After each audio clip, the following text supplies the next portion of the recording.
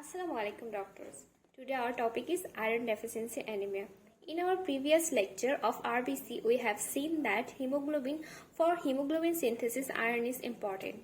So if there is decreased iron, there will be decreased hemoglobin synthesis and that will result in decreased oxygen supply, which will obviously result in anemia.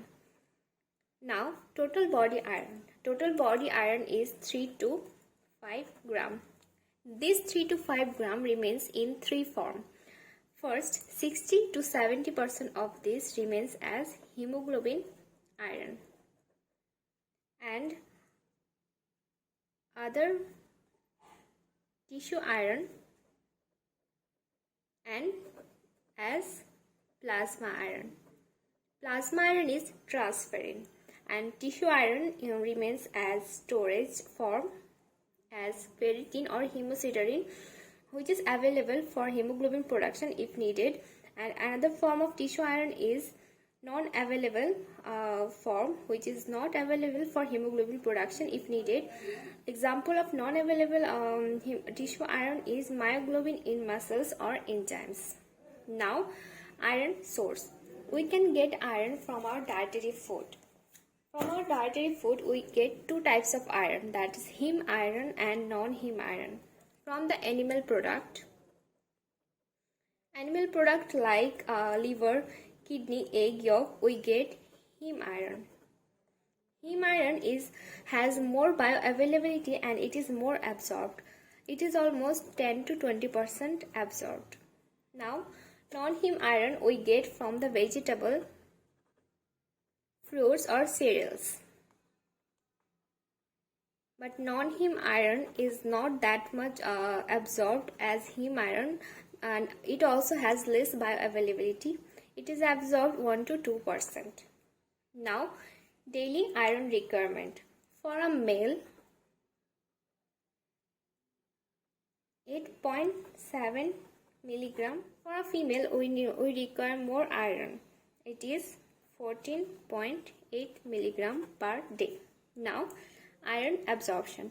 Where is this iron absorbed? Iron is absorbed in the duodenum and in proximal jejunum. Now, we will see the pathway of iron absorption. Now, we talked that from the dietary food we get non-heme and heme iron. This heme and non-heme iron, when it comes into the duodenum or proximal jejunum, heme iron is directly absorbed within the mucosal cells. But non-heme iron, Fe3 plus, has to be converted into ferrous form, then it transported within the mucosal cell by divalent metal transporter 1. But after it comes into the mucosal cell, it has to be transported into the blood vessels. For this, we need ferroportin. Ferroportin transports Fe2 plus from the mucosal cell into the blood vessels.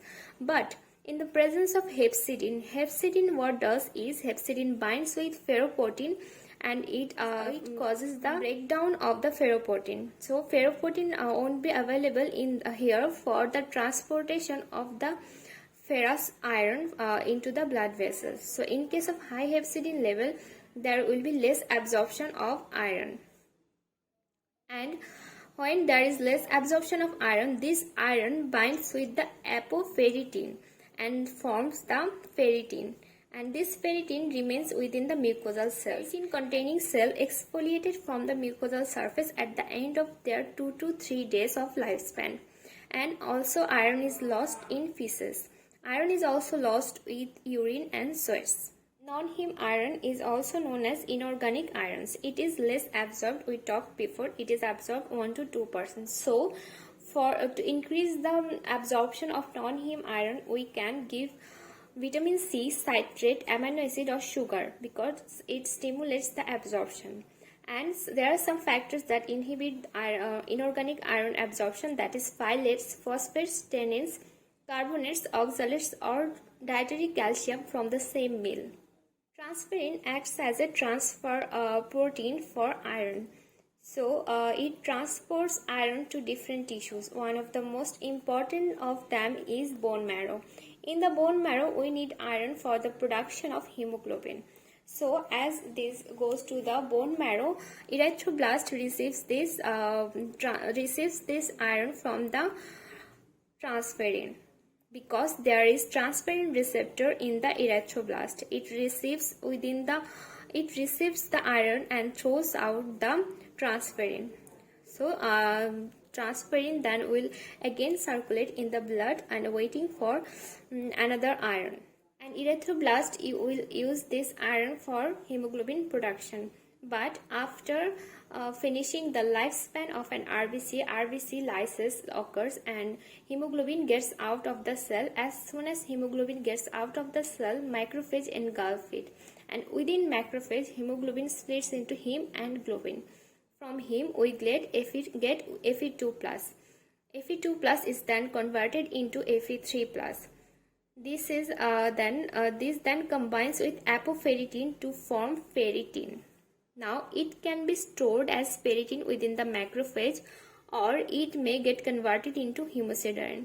Partially digested ferritin along with lysosome forms hemosiderin. Now the difference between ferritin and hemosiderin. Ferritin is that 2/3 of the stored iron is in ferritin form and 1/3 remains as hemosiderin form. And ferritin is a soluble form. It is colorless. On the other side, hemosiderin is insoluble and it is blue stained in Prussian blue stain. And ferritin can be seen in electron microscope, but hemosiderin as a larger molecule can be seen in light microscope. Ferritin is readily available for hemoglobin production. Hemosiderin is also available but not that much readily available. So now the causes of iron deficiency anemia. One of the most important causes is blood loss, as 60 to 70% of the iron is in hemoglobin form. So as we lose blood, we lose hemoglobin. Along with hemoglobin, we are losing iron. So first cause is blood loss. In men and in postmenopausal women, most important cause of blood loss is gastrointestinal blood loss. It may be due to gastritis, peptic ulcer disease, inflammatory bowel disease, ulcerative colitis, etc. But the most important and most common cause is hookworm infestation and schistosomiasis. Now, for a reproductive age woman, menstruation is the most important cause. Now, the second cause is malabsorption.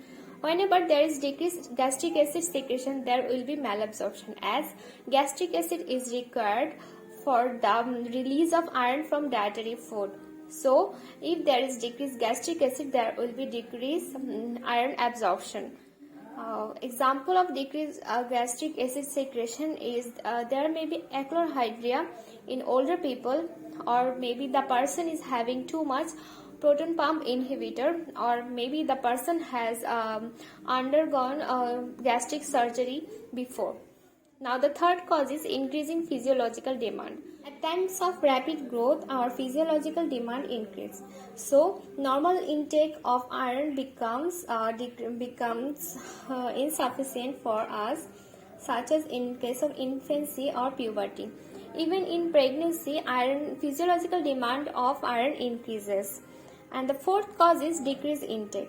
Maybe for a child of growing age is not taking enough iron, or due to poor socio-economic condition, the person is not able to take enough iron, or maybe the elderly person is unable to eat properly.